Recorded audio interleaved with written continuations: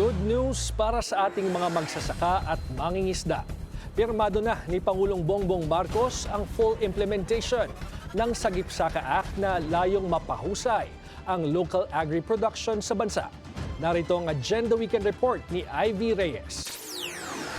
Pinirmahan na ni President Bongbong Marcos ang isang executive order para sa full implementation ng Sagip Saka Act. Isinasabatas nito ang pakikipag-coordinate ng LGUs sa accredited farmers and fisherfolk cooperatives and enterprises at sa kanila bumili ng mga produkto.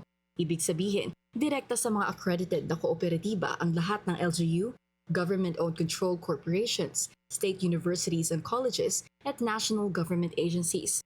Gusto nitong siguruhin ang pag-promote sa local production sa bansa at paigtingin ang market access ng small producers. Pinapagtibay din ito ang collaboration ng mga kooperatiba ng magsasaka at mangingisda sa national programs gaya ng Kadiwa ng Pangulo at ang food stamp program ng DSWD.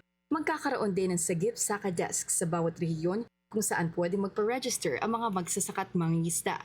Nagpasalamat naman si Agriculture and Food Chairperson Senator Kiko Panghilinan, ang principal author nito. Anya, walang kulay ang gutom at tulad daw ng ipinangako niya sa kandidatura, handa raw siyang makipagtulungan pa sa ehekutibo para sa mas maayos na sektor ng agrikultura. Para sa Agenda Weekend, Ivy Reyes, Billionaire News Channel.